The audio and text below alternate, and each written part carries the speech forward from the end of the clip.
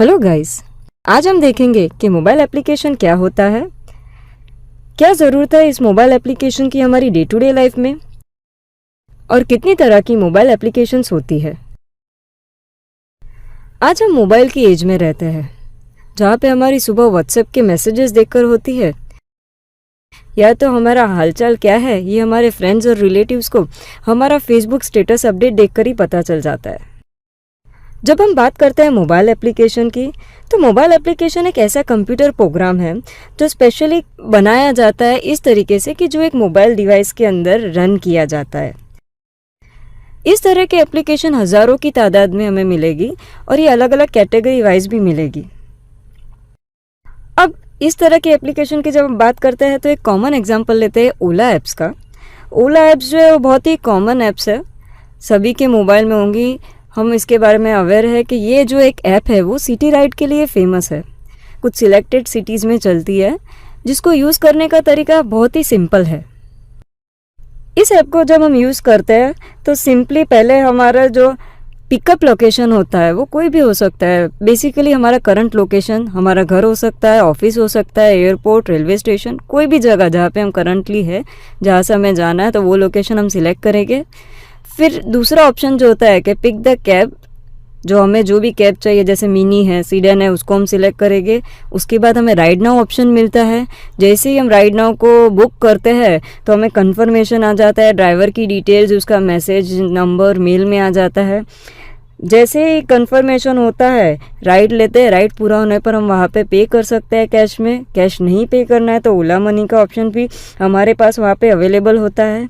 और ये सब प्रोसीजर नहीं भी करना है तो हमारे पास बुक नाउ के जगह पे हम राइड नाउ के जगह पे राइड लेटर करके सिर्फ हम रूट की इन्फॉर्मेशन भी ले सकते हैं, कि एक एस्टिमेट ले सकते हैं कि क्या चार्जेस होगा, कितना किलोमीटर है पर्टिकुलर सोर्स से डेस्टिनेशन का। तो इस तरीके से एक ओला ऐप हम यूज़ कर सकते हैं, जो बहुत ही कॉमन एग्जांपल है मोबाइल एप्लीकेशन का। अब इस तरह की ऐप्स हम कहाँ से ले सकते हैं? ये जो ऐप्स है जो हमें डे टू डे लाइफ में लगती है, तो ये डिपेंड करता है किस तरह का फ़ोन हम यूज़ कर सकते हैं। यानी अगर हम एंड्रॉयड का यूज़ करते हैं तो एंड्रॉयड मार्केट जो गूगल प्ले है वहाँ जाके मिल जाएगा, या आईफोन है तो ऐप स्टोर में जाके मिल जाएगा, विंडोज़ है तो विंडोज़ के स्टोर में मिल जाएगा। दैट मीन्स कि रिलेवेंट जो हमारा फ़ोन का ओएस है उसकी रिलेवेंट मार्केट से हमें इस तरह की ऐप्स मिल जाती है। तो ये जो ऐप्स होती है वे कई अलग अलग तरीके से हमें यूज़फुल होती है। जैसे हमें डे टू डे लाइफ में अलग अलग डिवाइस का यूज़ करना पड़ता है, यूनिट कन्वर्टर है, कैलकुलेटर है या कैमरा है, तो हर चीज़ हम अलग अलग डिवाइस से इसका टास्क हम अचीव करते हैं। पर अगर मेरे पास एक मेरा मोबाइल है और मोबाइल के अंदर मेरे पास इन सारे अलग अलग डिवाइस की एप्लीकेशन में डाल देती हूँ, जैसे कैलकुलेशन के लिए कैलकुलेटर की एप्लीकेशन डाल दी है या फिर कैमरा के लिए कैमरा की एप्लीकेशन अगर मेरे पास है, तो मुझे फ़ायदा क्या होगा कि इतने सारे डिवाइस मुझे कैरी नहीं करना पड़ेगा। और दूसरी चीज़ ये है कि एक ही मोबाइल से ये टास्क मुझे मेरा सारे अचीव हो जाएंगे। अब कितनी तरह की मोबाइल एप्लीकेशंस बेसिकली होती है, तो फॉर्मली देखा जाए, टेक्निकली देखा जाए तो दो तरह की एप्लीकेशंस होती है, जिसको हम पहला बोलेंगे नेटिव मोबाइल एप्लीकेशन और दूसरा होता है वेब मोबाइल एप्लीकेशन। तीसरा भी एक होता है जिसको हम बोलेंगे इन दोनों का कॉम्बिनेशन, मिली जुली सरकार, जिसको हम बोलते हैं हाइब्रिड मोबाइल एप्लीकेशन। टेक्नोलॉजी जैसे जैसे एडवांस होती जाती है तो हमें भी जो भी टेक्नोलॉजी जो भी टाइप है उसका एडवांटेज का एक्सट्रैक्ट लेकर हमें नया कंटेंट भी डिज़ाइन करना पड़ता है। तो हाइब्रिड कुछ दोनों का कंटेंट जो एडवांटेज है उसको लेकर हाइब्रिड ऐप भी काफ़ी चलती है। इन दोनों को थोड़ा सा डिटेल में देखेंगे, नेटिव क्या होता है और वेब मोबाइल एप्लीकेशंस क्या होता है।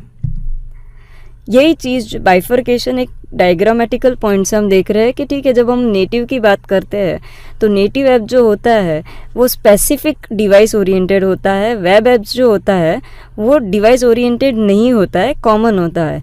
एंड हाइब्रिड जो होता है वो दोनों का कॉम्बिनेशन, यानी वेब व्यूज़ भी इसमें आ जाएंगे, यूआई नेटिव का भी आ जाएगा, और इस तरीके से हम इसे ऑपरेट कर सकते हैं। नेटिव मोबाइल एप्लीकेशन जैसे कहा कि ओएस ओरिएंटेड स्पेसिफिक होती है, मोबाइल ओरिएंटेड होती है, जो स्पेशली कोई डिवाइस को ध्यान में रखते हुए बनाई जाती है। वेब मोबाइल एप्लीकेशन से कंपेयर करेंगे तो ये काफ़ी स्पीडी भी होती है। एंड्रॉयड का फ़ोन है तो एंड्रॉयड बेस्ड कैलकुलेटर हमको मिल जाएगा, स्पेशली जो एंड्रॉयड फ़ोन के लिए। आईफोन है तो आईफोन के लिए जो स्पेशली कैलकुलेटर एप्लीकेशन बना है वो हमें मिल जाएगा।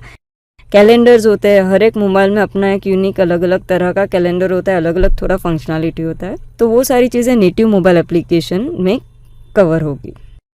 बाइफर्केशन हमें यहाँ पे देखना है कि नेटिव, हाइब्रिड और वेब जो यहाँ पे ग्रीन में हमें अवेलेबल है, तो that is the most advantage, उसका सबसे ज़्यादा एडवांटेज है ग्रीन में जो हाईलाइट किए गए फीचर्स। येलो जो है दैट मीन्स एवरेज, और रेड जो है that is the lowest thing, या जो कम वो सपोर्ट करते हैं, जिसको हम बोलेंगे लिटिल बिट उसके डिसएडवांटेज हम बोल सकते हैं। तीनों का कंपैरिजन हम करते हैं कि डिवाइस एक्सेस देखा जाए तो नेटिव, हाइब्रिड फुल एक्सेस करेंगे, वेब जो रहेगा वो पार्शली यूज़ करेगा क्योंकि वो ब्राउज़र से रन होता है। ऐप स्टोर्स क्योंकि नेटिव और हाइब्रिड के अवेलेबल होते हैं, वेब तो कभी इंस्टॉल ही नहीं होता है फ़ोन में, तो it doesn't required any app stores. Development cost देखा जाए तो सबसे एक्सपेंसिव जो है दैट इज़ नेटिव, क्योंकि वो मोबाइल को ध्यान में रखते हुए, उसके हार्डवेयर को ध्यान में रखते हुए बनाई जाती है, बाकी दोनों की रिजनेबल है।